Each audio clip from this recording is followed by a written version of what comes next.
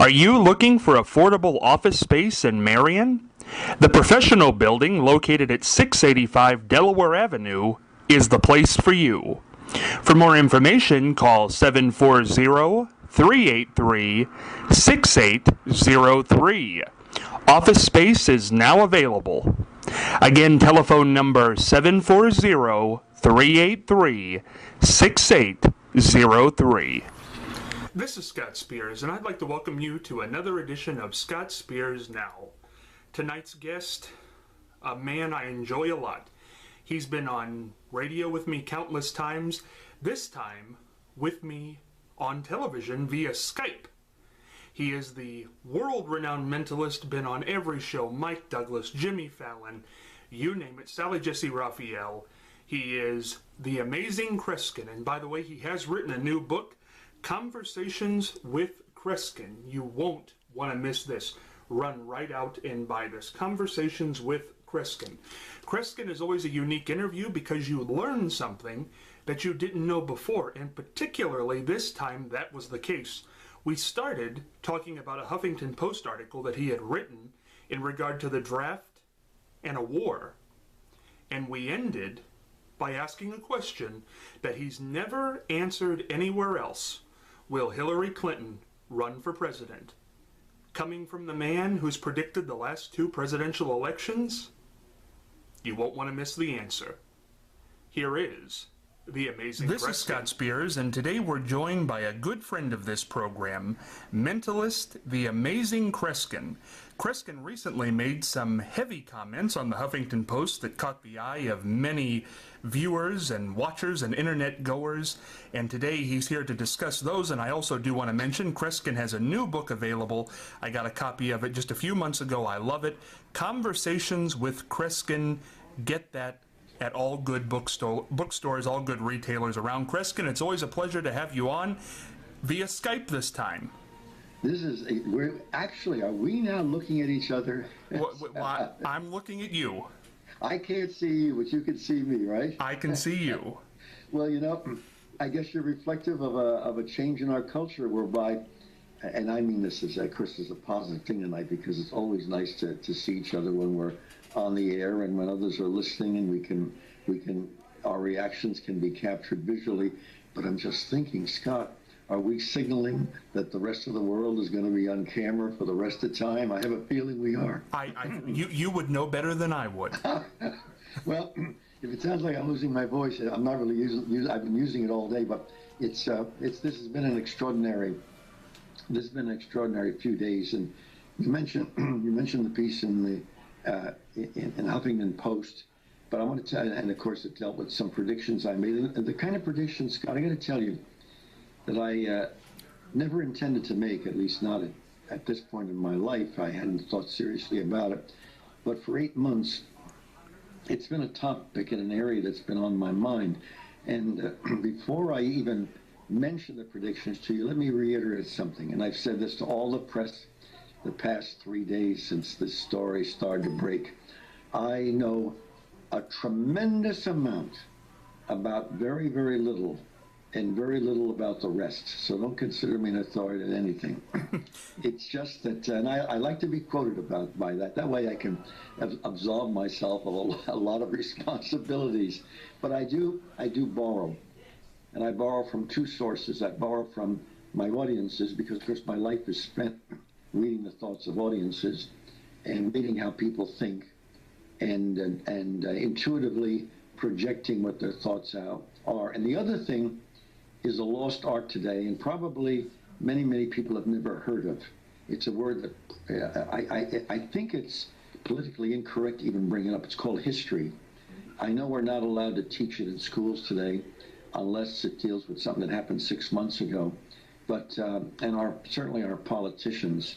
And Scott, let me tell your listeners as well, before I go any further, I know it sounds like in recent weeks and so forth, people have seen me in public concerts that I've kind of scathed our political figures and been very critical of them. But let me backtrack and just say something in all due respect. We have certainly, at least nationally in Congress and in the United States Senate, some of the finest politicians that money can buy. That's a heavy statement. And I mean that quite sincerely. I believe that very, very deeply. If I were, and at one point my alma mater, Seton Hall, wanted me to give a semester on communications, which I couldn't have done unless it were once a week and fit into a schedule, but it was seriously considered. And I was going to discuss at that time, I might get this years ago, in the 1870s and late 60s, and it's in the 1970s to 60s. The rumor is out that I was born in the 1860s, but no, I've been around and at university, and when I got my degree studying psychology, and I would have wanted to even talk about then something which I would do with greater detail today on how really our political figures are not really following in the footsteps of our founding fathers. I've read thousands of pages of the writings of founding fathers, including Ben Franklin and so forth, and I think they would be turning over in their grave because a politician was not to be considered a profession in this country. The people who appeared in political positions were people who were successful and came out and then worked for the government for a few years to give back of their success. So, of course, Washington worked as a general and then as a president, and when he, at the end of him being the first president-elect of the United States, although there have been some others listed before him, they asked him to run again. He says, no, I'll go back to my farm. So everyone was supposed to give of their time and not get paid, let alone, have their children, their education paid for the rest of their life and having $100,000 salary. So today, I'm not saying that our politicians are corrupt, but I wish, and I would say this if I were appearing in front of Congress, I wish most of them had been on the Titanic. Mm. Well, Kreskin, when do you think this change happened? When did it become a permanent job? Why do people cling to that? It's hard to say as we study history because you go back to the days of Lincoln and so forth, and he was a man that never expected to run for president again and again. I think it happened when slowly it became clear that, and more so today, that the people that should be reelected, you got to understand when Alvin Barkley, when I was a kid, Franklin Delano Roosevelt passed away in his fourth term, and our political figures then in Congress, the United States, were very much in a concern because he had carried us through the war, Second World War, and here this man died in the middle of his fourth term. So with great wisdom, and I say wisdom because I don't think our political figures have a particularly high IQ, but with great wisdom they decided that a president should only be elected for office for 2 terms. And I was only a kid then, I wasn't even in my teens, but I, at that moment, and for the rest of my life, lost respect for them. I never thought of them as really fine people I would have liked to have thought of, because I can't stand hypocrites. That's one thing about if you, and I am against organized crime, but at least with organized crime, they're consistent, where they stand. But these people were hypocrites, because if they felt that he should only hold office for 2 terms, then how is it some of them today have held office in the Senate and Congress for 40 years? It's a strange contradiction. But what has become the case is we have a serious dilemma, because the people that need to be elected, we should no longer elect any member of Congress. Frankly, I think we should throw them out. We should not elect any member of the Senate, because they really have next to nothing to do with political decisions. It's the lobbyists, and everybody knows this. There's about 100 lobbyists influence each of our senators and congressmen. And that's a substantial thing to say when you consider that right now in our United States government there are over 35,000 lobbyists. And I am told by people I'm very close to, including a couple of the husband of whom is an attorney, and that's an infection, because most of our people in political office and nationally are attorneys. And when you look at the founding fathers, they were farmers. I mean, Ben Franklin was a printer. These were people coming from all walks of life. In Italy, a couple of people and a member of the parliament are prostitutes. I'm not endorsing prostitution, although our certainly our political figures practice prostitution. But the reason that they're on because it is legal in the country of Italy, and they're supposed to reflect the country. That's not the case here. I suppose we could say that the reason that there's so many attorneys that are in office is maybe it's a percentage situation, because college students look at me and they say to me, Kreskin, no one ever told us this. I mean, I feel sorry for anybody going to law school today. I would almost say, are you out of your damn mind? Are you, who in the world coerced you? Because there is no work for you out there. Right now, in the first time in the history of mankind, unlike any city, unlike any state in any country of the world, in the United States today, as of 3 or 4 weeks ago, there's one attorney for every 256 people. That's a heavy number. Well, it's a number that doesn't even make sense. But we today, we perhaps deserve what is taking place because we have a sense of entitlement in our culture that everything is due us, that people are, I guess you can have insurance on school kids now until they're 22 years old or 28 years old. I don't know what it is now. Although some of the political figures looking for re-election are going to make it until the student is 68 years old. The sense of entitlement is really not what this country is all about. Freedom is not for free. It has to be earned. It really can't be given away. And I love this country. And I marvel at the founding fathers. I revere them. What tremendous wisdom they had. But I don't think they would have ever thought the day would come when we had political figures in such mass amounts that could be bought. I'm sure they were influenced to some degree in the past, but not that could be bought financially, and that's really a travesty. Other than that, listen, let me say something. Other than that, things are good. Well, I do want to get into some of the things said on the Huffington Post, Kreskin, but I do want you to do one thing for me. In one sentence, describe what a mentalist is. So when we get into these things, people understand where it's coming from. Well, I can't tell you what a mentalist is, generally speaking, because it could be the person on television in the series The Mentalist, which is a great series. I mean, I'll tell you the story behind the making of The Mentalist, which is in my book. And he's really a Sherlock Holmes character and played brilliantly by the Australian actor. You don't even hear his accent. I performed in Australia, and I love to hear them talk, but as an actor, he sounds like an American person. But he looks at details and is observant and so forth. But my work as a mentalist is really basically that of being a thought reader. Now, I'm not a mind reader because minds are difficult to locate these days.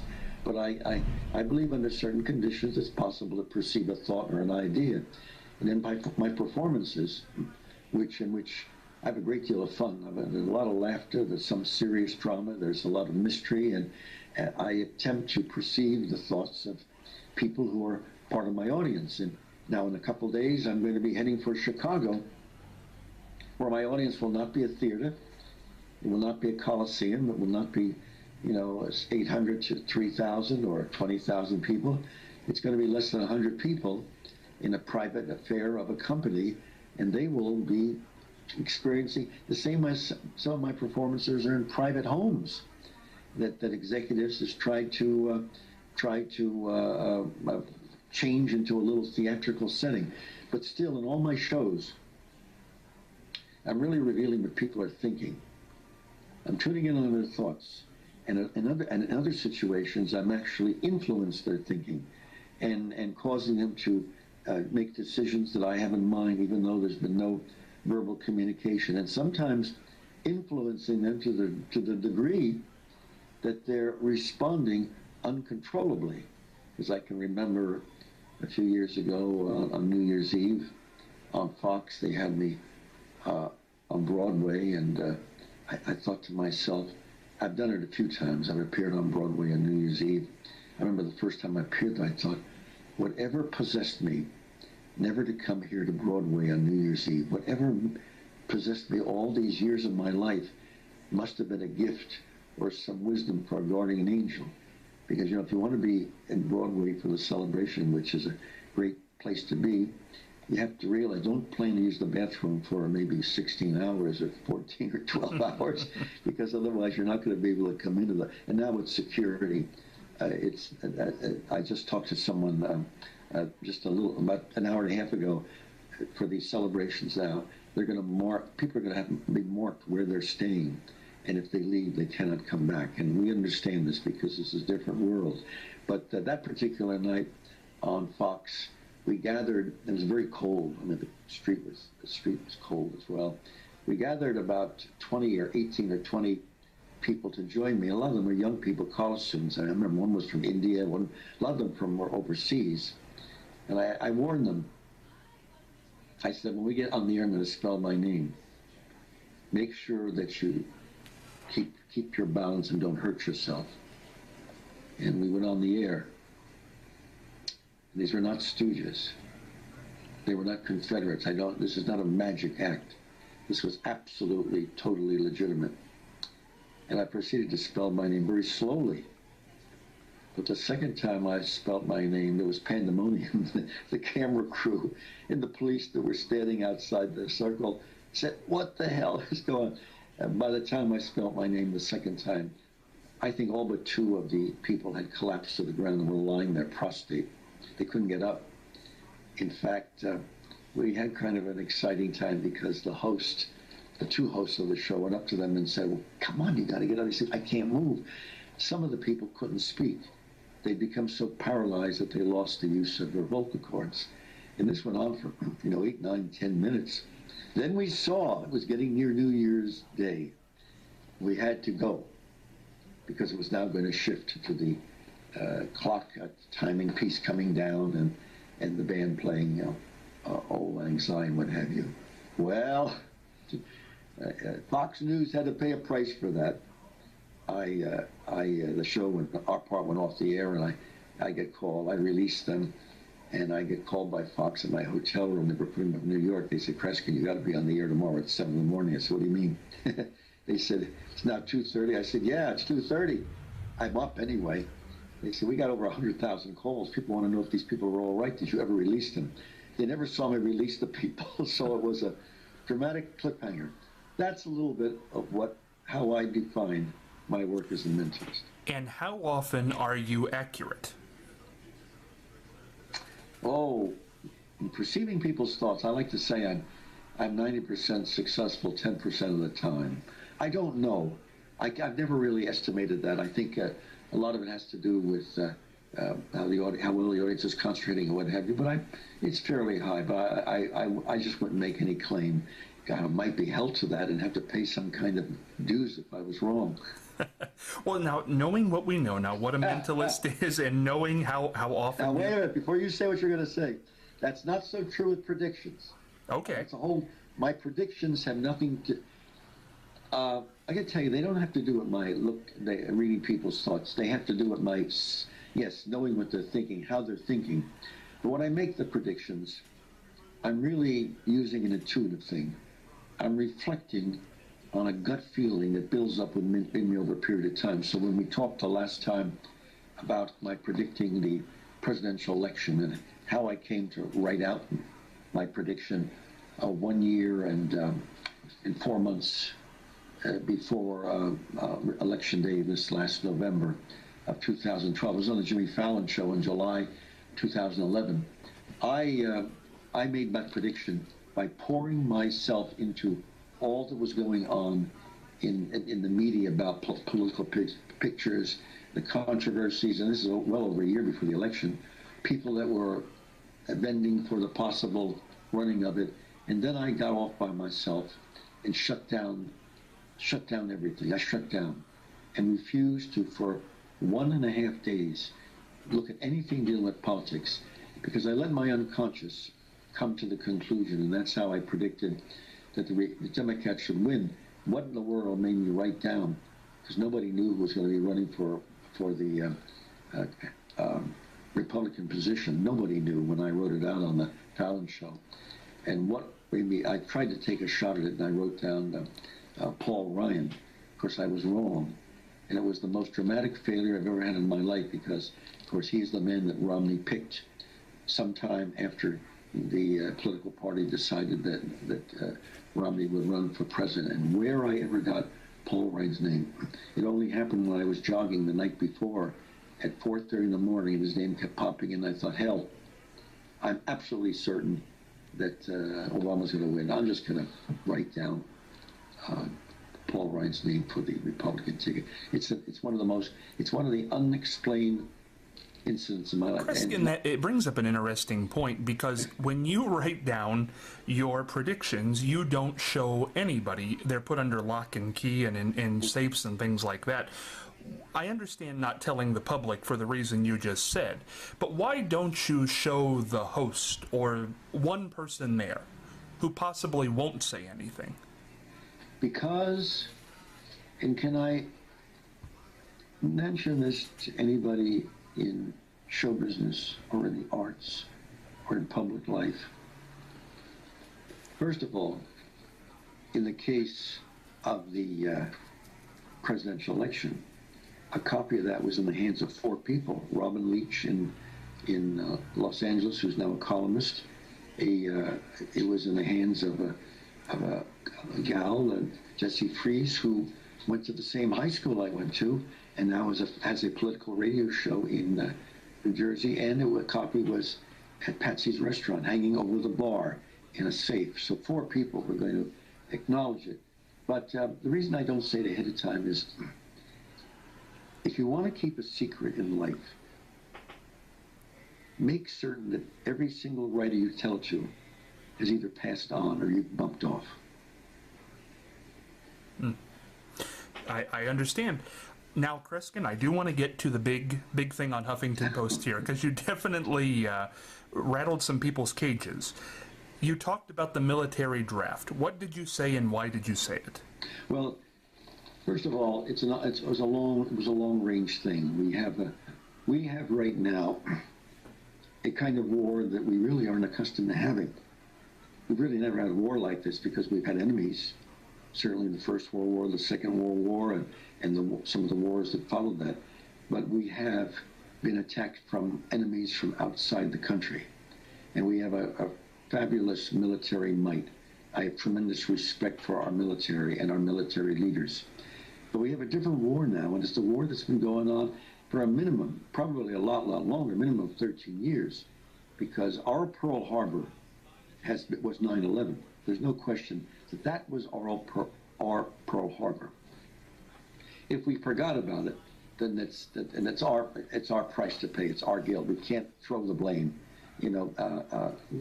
Excuses are made for losers, so let's not make excuses. But the bottom line is we've had a war for 13 years.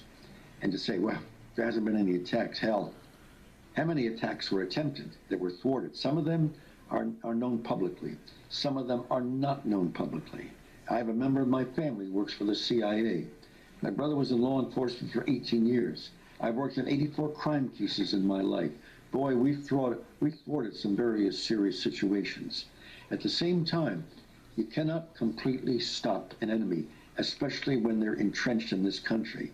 And they just didn't sneak in under the ground in one disguise as some woman or some panhandler. They're obviously here, and some would say hundreds, I would say thousands. So we have an ongoing war. And I think what's going to happen is that and I decided finally, I was urged by 4 people I know personally. I have great respect for their opinion. One person's in broadcasting, the other 3 have nothing to do with the public eye, but they said, Kreskin, express your opinion. And one man who wrote the introduction to my book that you have, Conversations with Kreskin, Roger Ailes, has said to me, he said, you say you're not an authority on anything. He looks at me and smirks and smiles. He says, you're giving the public an impression on various issues from a different direction. He says, that's why in all the years of the Mike Douglas show, we always asked you unexpectedly something you didn't know what the question was going to deal with. But I think the public is going to realize that they're going to have to support each other, that we're going to have to, in some sense, be on the alert for each other. Neighborhoods are going to have to return. Now I know the word neighborhood, most people don't know the definition of it, but it means a town, a street in which people know each other, kind of look out after each other, watch the kids playing outside. Because remember, 20 years ago, and this was just mentioned tonight on national television, years ago, kids could play outdoors until 9 o'clock at night. Hardly any parent in the United States today would allow their kid to do that today. So we have a situation where everyone's going to have to contribute. And you know, I think it's going to finally be, and not our political figures dealing with the draft, because for any political figure to mention the draft is death knell. We know this because politics has to be bought. Political decisions are not made for the best interests of the public. They're what will help them. As Barkley said when he was reelected to vice president, when Truman entered office, he said, the worst thing about our government is that when we're elected, the next day we start to work on our next reelection. I think the public is going to see the wisdom of finally having the need for a draft. Israel did it, and every young person, man and woman, has to give a couple of years of their time to support their country. I think even with the greed that everything is due us and everything else, people are going to realize that we have to give back in some way, because freedom is not for free. As far as the length of the war is concerned, and I hope I'm wrong, and I'm not infallible, I never claimed to be, but I've made some predictions that I felt very strongly about. I believe the war will last probably 20 more years, 20 or plus more years. There is a chance that maybe it will only last one generation, but I don't think 10 years. I think it's going to be at least 20 more years. We're going to continue to experience attacks from enemies, but let's wake up. Let's study history. Most religious wars, if you read the history books, and most religious wars have lasted longer than any of the wars. I don't mean a particular religion that's attacking Christianity or Judaism. I mean a fundamentalist way of life that doesn't sympathize or believe the way most religions in our culture do, that people have liberty, they have the right to a way of life they want, that women can vote and do as they wish. That's just not one tribe in the rest of the world. That is massive, and that's not going to disappear in 2 decades. And by the way, as far as our children, we should be concerned about them, but they're the ones we're going to learn from. Let's just borrow from England. You talk to people who were in England in the Second World War when bombs were falling, and they were sleeping in a garage or in a wall. The door was closed. Walked to school when debris was there. I said to Jean Carr, who wrote the Upstairs, Downstairs, I interviewed her on my TV series years ago, how could you stand this? She looked at me and said, what's the matter with you, Kreskin? I was a kid. I didn't know any other way of life. I thought, this is the way life is? Hell, I'm going to go on with life and live it. Well, they're more than any other part of our culture. The youngsters are our greatest hope. You say, Kreskin, your prediction is 20 more years of war. Will the draft... At least, yes, at least. Okay. With the draft that you predict will come back, will that happen within that 20 years? Oh, yes. Oh, within that 20 years, yes. Oh, yeah. Do you know how soon? Win. I mean, I believe we'll win. Now, this is the greatest country, I believe the greatest free country in the world.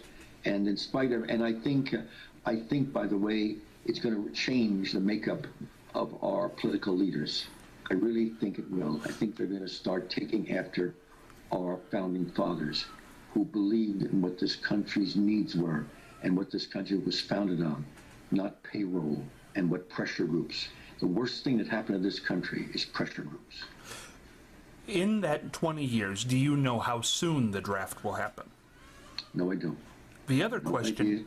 No, I have no idea at all. I have no time frame. This is just... And by the way, what I've just said, don't anyone think of me as pessimistic? Hell no. I'll walk down the street with kids and let's redefine pessimism. No, I'm not pessimistic. I have a great spirit for this country. But again, remind yourself, you can't buy freedom. The government owes us very little but safety and loyalty, and it's not for free. Kreskin, you said we will continue to experience attacks from other people. Will there be another one in the scale of Pearl Harbor and 9/11? I don't want to say, because the answer can only be this one. You're saying, will there be one? there'll be attempts for one. Sure, there'll be many, many attempts, but that doesn't take any wisdom at all. That's pretty much part of the foundation of what terrorism is all about. And by the way, the greatest mistake, another thing we don't learn from history, and I think one of the reasons that our political figures have no sense of history is a lot of them are probably incapable of reading. Otherwise, they would have had reason to study the past. We need to learn something. You don't really reason intellectually with a dictator. You do something like that, and just look at Hitler, look at Stalin, and look at a multitude of others. All you do is give them time to prepare. And we won the Second World War with approximately 8 to 16 months of time where Hitler almost won. And he finally got the bomb done. I don't know where this half hour has gone, but I hope we can continue, and your viewers can read my book, of course, Conversations with Kreskin. Well, Kreskin, before you run out, can I ask you, in the tradition of Mike Douglas, can I ask you one question, just your opinion? Let me get it in, Kreskin, because there are two, and I'm only going to give you one, because I know we're short on time. Will Hillary Clinton run for president? That's interesting. It's a question I've been asked multiple times because I've spent time with her. I've appeared with her on a number of occasions, all private ones, forgetting about her political position because I am really not a conservative, nor am I a liberal. I'm certainly not a conservative, and I'm certainly not a liberal. I'm an independent thinker. I'm not programmed how I have to think on every issue. But I've been around her, and forgetting about her political position, I think she's a remarkable person. She's a very charismatic person. I got to tell you, and like her husband, whom I have never met, there's an electricity that emanates from her. It's unbelievably clear within 30 seconds after you're around her. Will she seek to run for president? Yes. There you go. So, to be continued, I guess. That's a good way to end. Kreskin, you know I love you to death. I love work. And we're going to talk again. We are going to talk again. Kreskin, I want to let the listeners know, Conversations with Kreskin is the book. You will want to grab this. Kreskin, you take care, and we'll meet again. And in the spirit of broadcasting, I say this all the time. I will not say goodbye to you. I've worked with you with great joy. Let's just say to be continued, okay? To be continued. I hope you've enjoyed this episode of Scott Spears Now with the amazing Kreskin. Will Hillary run? Will she win? Is Kreskin right? We're all going to find out. Remember, the book is Conversations with Kreskin. One of my favorite people, the amazing Kreskin. Until next time, this is Scott Spears, headed for the dugout.